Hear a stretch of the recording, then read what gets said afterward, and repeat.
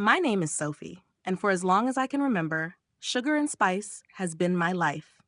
It's a small bakery nestled in a quiet corner of the town, a place I opened with nothing but passion and a deep love for baking.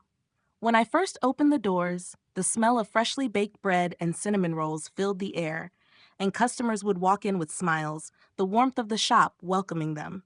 It was my dream come true, a place where I could pour my heart into every pastry, every loaf of bread.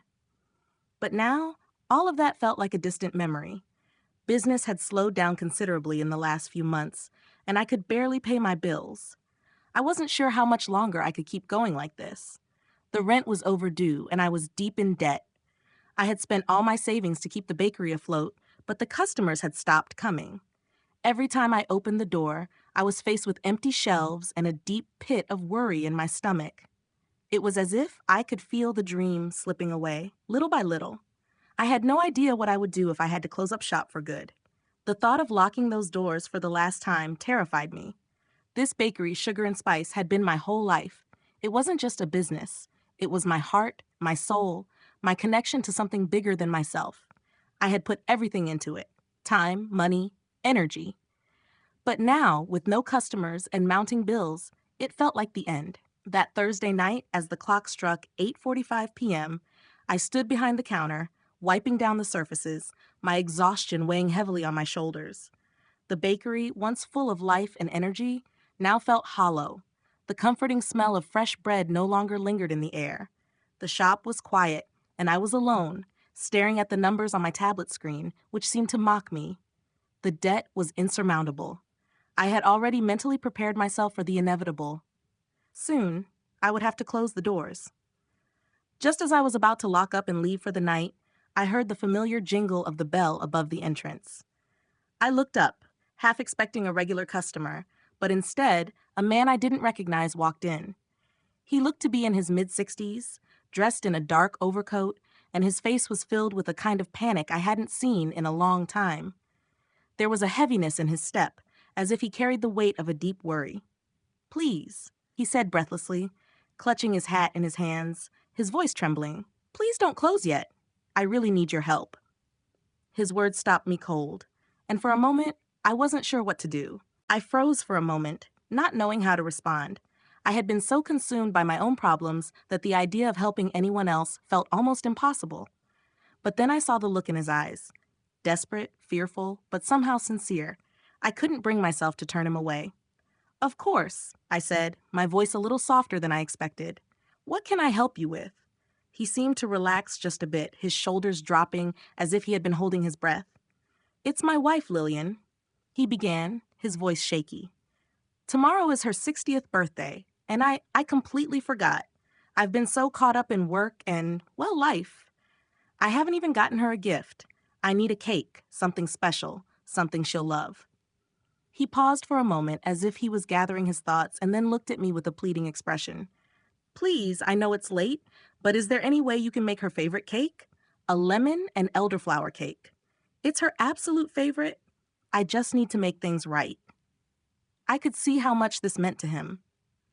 There was a raw sincerity in his voice, and it reminded me of why I started this bakery in the first place. To bring people joy, to help celebrate the little moments that made life worth living. I had always loved baking because it felt like creating happiness from scratch, and I realized this was my chance to do just that. Despite my exhaustion and the growing sense of hopelessness about my own situation, I nodded. "I can do that," I said, before I could second-guess myself. "I'll have it ready by 9 a.m. tomorrow morning, just in time for her birthday breakfast." Arthur's face lit up, his expression a mixture of gratitude and relief. He reached for his wallet, but I quickly stopped him with a wave of my hand. "No charge," I said, shaking my head. "It's on the house. Just come back in the morning to pick it up." Arthur seemed stunned for a moment. "But you don't have to." "I want to," I interrupted softly. "Consider it a gift for her birthday." He took a long pause, looking at me as if trying to read my intentions, and then finally nodded. "You're a lifesaver," he said, his voice full of emotion. He stood up straighter, the weight of his worry lifting, and I saw a spark of hope return to his eyes. "Thank you. Thank you so much." As he walked out of the bakery, I stood there for a moment, just listening to the sound of the door closing behind him. It felt surreal, like the weight of my own troubles had been momentarily lifted by this small act of kindness. I was still facing a mountain of debt, and I had no idea what the future held for me and Sugar and Spice. But in that moment, I realized that sometimes the smallest gestures, a piece of cake, a moment of compassion, could make all the difference. I turned back to the kitchen and began gathering the ingredients I would need. And as I tied on my apron, something inside me shifted. The task ahead wasn't just about making a cake anymore. It was about creating something special, something that would bring joy, and in doing so, reminding myself of the love and passion I had for baking. For the first time in a long while, I felt a sense of purpose. I wasn't just baking for a customer. I was baking for love, for connection, for a chance to make a difference. And that felt like a good enough reason to keep going. The night stretched on as I worked, the familiar rhythm of baking grounding me in a way I hadn't felt in months. The quiet hum of the mixer, the soft sifting of flour, the gentle crackling of the oven as it heated, it was like returning to an old friend, something I hadn't realized I missed so much. Each movement was deliberate, calm, as if I was rediscovering the joy of creating something from scratch. I measured out the ingredients, each one more precious than the last. The organic lemons I had been saving for a special occasion, their zest bright and fragrant, their juice tangy and fresh. The elderflower extract, rare and delicate, added a floral note that would make the cake uniquely Lillian's. I carefully folded the ingredients together, taking my time, knowing that every little detail mattered. I wasn't just making a cake. I was making a moment, a small, beautiful moment that would hopefully bring a smile to someone's face. The batter was light and fluffy, just the way I remembered it from the first time I'd made it. As I poured it into the pans and slid them into the oven, I felt a wave of contentment wash over me. For a brief moment, the weight of the world, the bills, the looming closure of my bakery, felt distant, almost insignificant. In that quiet, warm kitchen, I was exactly where I was supposed to be. As the cake baked, I cleaned up my workspace, organizing the clutter that had accumulated over the last few weeks of stress. My hands moved on autopilot, wiping down counters and washing dishes, but my mind kept returning to the idea that this small act could make a real difference in someone's life. Arthur's desperation had been so raw, so human, and I couldn't help but feel for him. His wife, Lillian, meant so much to him that he was willing to go to great lengths to make her birthday special. It was the kind of love I had always believed in, the kind of love that made all the struggles worthwhile. As the cake layers cooled, I turned my attention to the frosting. The whipped mascarpone was smooth and creamy, and when I added a touch of vanilla and powdered sugar, it transformed into something light and airy, just like the cake. I carefully spread the frosting between the layers, making sure it was even and perfectly smooth. The final touch was the sugar decoration. I had never been the best at making intricate designs, but tonight I felt a strange sense of peace as I worked. With steady hands, I spun the sugar into delicate threads, creating a simple yet beautiful rose to place on top. By the time I finished, the cake was a thing of beauty. The soft, lemony yellow layers, the delicate elderflower aroma, the lightness of the mascarpone frosting, it was everything I had hoped it would be. I placed it carefully in the box, wrapping it with parchment paper, and stood back to admire my work. For the first time in what felt like forever, I felt a sense of accomplishment. I hadn't just baked a cake. I had created something meaningful, something that could bring joy. It was now nearly 6 a.m. and the bakery was quiet. I was exhausted, but in the best way possible. I had done something good tonight, and for a fleeting moment I allowed myself to believe that maybe, just maybe, this wasn't the end. As I sat down for a few minutes of rest before Arthur came to pick up the cake, I couldn't help but smile. In a world full of uncertainty, there was something powerful about the simplicity of a cake made with love. It was a reminder of why I started this journey in the first place. By the time 9 a.m. rolled around, I had barely slept, but there was a strange sense of excitement in the air. The cake was ready, and I was eager to see Arthur's reaction. I set the box on the counter, carefully adjusting the edges of the parchment so that it looked as pristine as possible. Even though I had just met him the night before, I already felt invested in his request, in his story. I had put everything I had into that cake, not just my skills, but my heart. It was funny, really. I was preparing to hand over something so simple, yet so deeply meaningful to someone else, when my own dreams felt so fragile. The bell above the door jingled, and I turned to see Arthur walk in, looking a little older than I remembered, a little more tired, but with a palpable air of relief. His eyes scanned the bakery for a moment before landing on the box sitting on the counter. His face lit up in a way that made my chest tighten. "Thank you," he said, his voice quiet, but full of emotion as he stepped forward to take the cake. He held it carefully, as though it were fragile, as though it were the most precious thing in the world. I couldn't help but smile. I had no idea how much this meant to him, but I could see it in his eyes, in the way his hands gently cradled the box. "You've no idea how much this means to me," he continued, his voice wavering a little. I shook my head, feeling a warmth spread through me. "It's my pleasure," I replied, trying to keep the emotion out of my voice. "I just hope Lillian loves it." Arthur looked down at the box and nodded, a smile tugging at the corners of his lips. "She will, I'm sure of it." I could see the weight of his relief in the way he relaxed, the tension in his shoulders easing as he turned to leave. As he reached the door, he stopped and looked back at me. His expression was soft, full of gratitude. "You saved me today," he said, his voice filled with sincerity. "I don't know what I would have done without you. Thank you, Sophie, really." I stood there for a moment, watching him leave, the door swinging shut behind him. It was one of those moments that stayed with you, a quiet, unspoken understanding between two strangers that transcended words. Here I was, on the verge of losing everything, and yet I had just done something that mattered. Something that would change someone's day, if not their whole year. I stood there for a few moments, just taking it in, before turning to finish up the last of my morning tasks. The bakery, still quiet and untouched by the world outside, felt different now. It felt lighter. Maybe it was just the weight of having done something good, or maybe it was something deeper. The hours passed slowly as I worked, my mind drifting back to Arthur and Lillian. I wondered if they'd sit down together later that day, laughing and enjoying the cake. Maybe reminiscing about past birthdays, and if that simple act of baking a cake could bring them closer. I'd never know, but the thought of it made me smile. As the morning turned into afternoon, I found myself unexpectedly feeling something I hadn't felt in a long time. Hope. Perhaps there was a future for this bakery after all.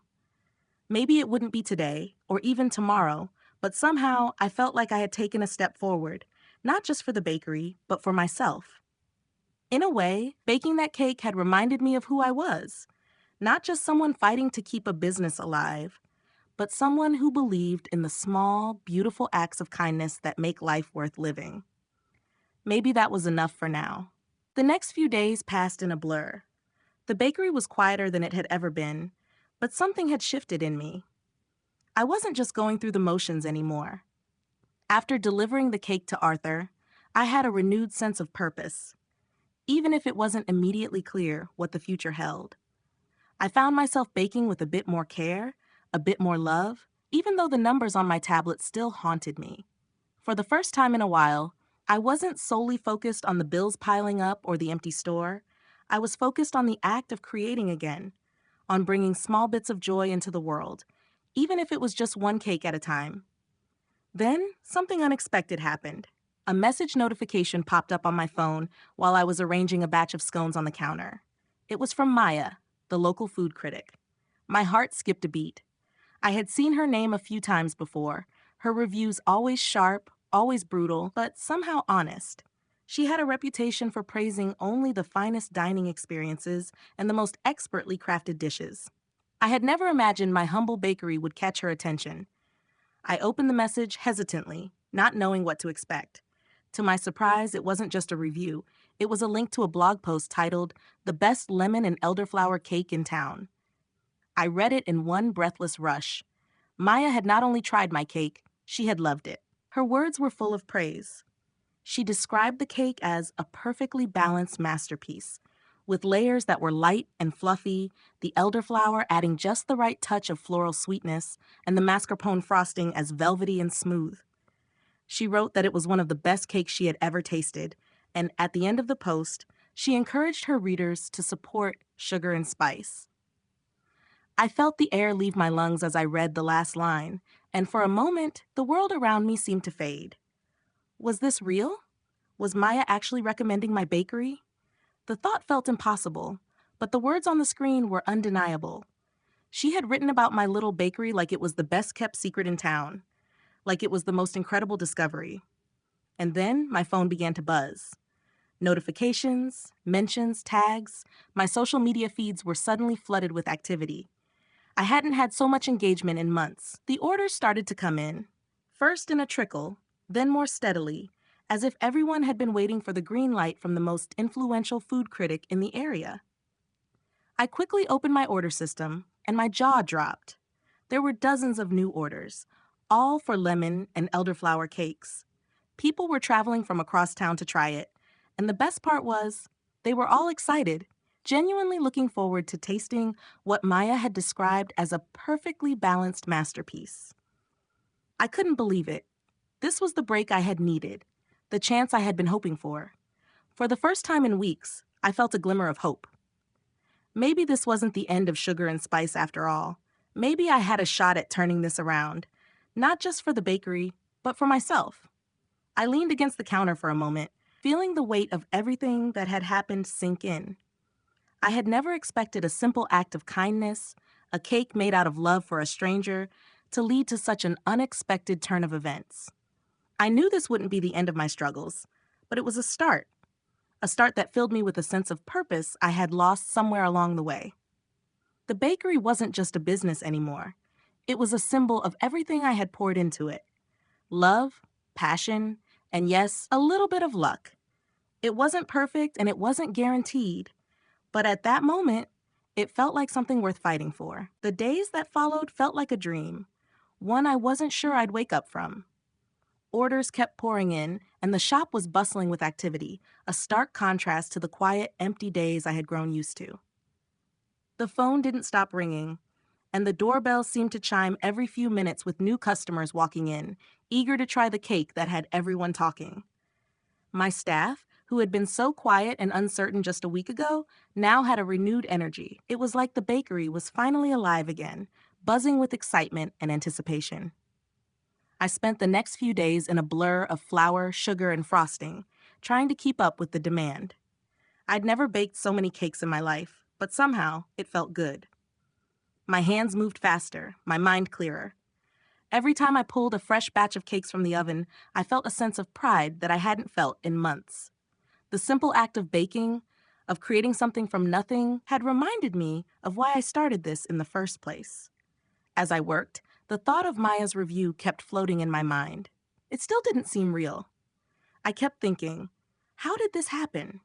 How had one small, last-minute act of kindness led to this kind of success? I never expected that my humble bakery would catch the attention of someone like Maya, let alone have her praise it so highly. But as I watched my little bakery fill with customers, I realized that it wasn't just Maya's words that had made the difference. It was the authenticity of the cake, the love I'd poured into it, and the genuine effort I had made to bring joy to someone else. That was what resonated with people. Then, one morning, as I was preparing for another busy day, the door opened, and Maya herself walked in. My heart skipped a beat as she entered, her presence immediately noticeable. She was as poised and confident as I had imagined, and for a moment, I wondered if I had imagined the whole thing. Surely, this couldn't be real. "Good morning," she said with a smile, walking toward the counter. "I just wanted to stop by in person and say thank you for the amazing cake. My family loved it." I barely managed a smile, feeling a mix of excitement and nervousness. "Thank you for the review," I said, my voice slightly shaky. "I didn't expect the response I got from it. It's been overwhelming." Maya laughed softly. "You deserve it. It wasn't just the cake that impressed me. It was the story behind it. People can taste the love in what you bake. That's something special." Her words took me by surprise, and I felt a wave of gratitude wash over me. "I just wanted to make something that would make a difference," I said, a little embarrassed. "I didn't expect all this." "Well," she said, her tone serious but kind, "you've got something here. something people want. I've been thinking about it a lot, and I'd like to make you an offer. My heart raced. What kind of offer? I want to invest in your bakery, she said. Not just financially, but with my expertise. I can help with the marketing, the expansion, everything. But I also want to make sure that the heart of Sugar and Spice stays exactly as it is, that it's about the passion, the craft, the love that you put into every piece you bake. I stared at her, unsure if I had heard her right. You're serious? Maya smiled and nodded. I am. I've been looking for a project to invest in for a while. You have something here that I can help take to the next level. But it has to stay true to what it is, a place for real, honest, heartfelt baking. I took a deep breath. For a moment, everything seemed to pause. This was the break I had been waiting for, the opportunity I never thought would come. My bakery was about to take a huge leap forward, but in a way that stayed true to everything I believed in. It wasn't just about money. It was about keeping the spirit of what I had built intact. I'd be honored, I said, my voice full of emotion. Let's do it. In that moment, I knew my life and the future of Sugar and Spice was about to change forever. The next few weeks were a whirlwind. Maya and I worked together on a plan for the bakery's future. She brought a level of expertise I could never have imagined. Marketing strategies, branding, and ideas for expanding the menu that made my head spin. But what I appreciated most was how much she respected the heart of Sugar and Spice. She never wanted to change what made the bakery special. It was clear from the very beginning that Maya wasn't just interested in the financial side of things. She believed in the bakery as much as I did, if not more. She wanted to help me keep the magic alive while finding a way to make the business more sustainable. We spent hours brainstorming new ideas, from offering small catering services to revamping the bakery's social media presence. Maya even helped me hire a new team of bakers and front-of-house staff, making sure they understood the importance of keeping the quality high while adding their own personal touch to the work. It felt like I was building something bigger than myself, and I wasn't alone anymore. One of the first things we did was host a grand reopening event. Maya's connections helped us get the word out, and we had a line out the door on the first day. The excitement in the air was contagious. We offered free samples of our signature cakes and pastries, and the response was overwhelming. People were genuinely excited to be back, and I could see that they hadn't forgotten the charm of the place. They just needed a little nudge to remember why they loved it in the first place. The best part? Arthur came to the event with Lillian. He walked up to me, holding her hand, and I could see the pride in his eyes. She was glowing, clearly touched by all the attention, and when Arthur introduced me to their family, I felt like I was part of something bigger than a bakery. These were the moments that mattered. Lillian wanted to thank you again for that cake, Arthur said, his voice full of gratitude. You've changed everything for us, Sophie. This place, your work, it means more than you know. I smiled, trying to hide the tears that were threatening to come. I hadn't expected any of this, the growth, the success, the new opportunities. But most of all, I hadn't expected the connection I had with my customers, the bond that was built with something as simple as a cake. The cake had started it all, but what it had created was so much more.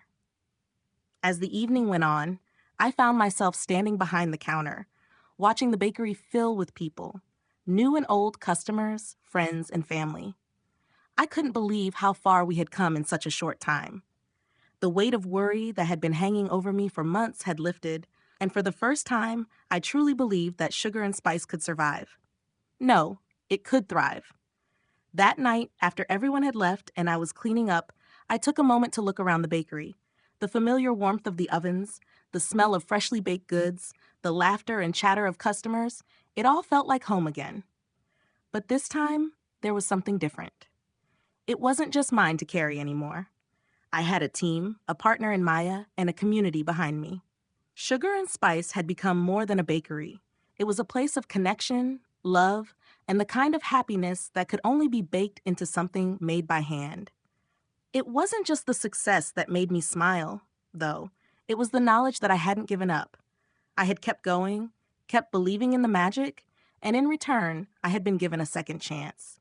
And with it, I was ready to take sugar and spice to places I had never dreamed possible. In life, never underestimate the power of small acts of kindness and staying true to what you love. Even when things seem impossible, focusing on what truly matters, whether it's helping others, following your passion, or simply staying authentic, can create unexpected opportunities. Embrace the moments that feel meaningful, even if they seem small at the time, because they often lead to the most profound changes. Life has a way of rewarding dedication and compassion, and sometimes the best things happen when you least expect them. Keep believing, keep creating, and never give up on what makes you happy.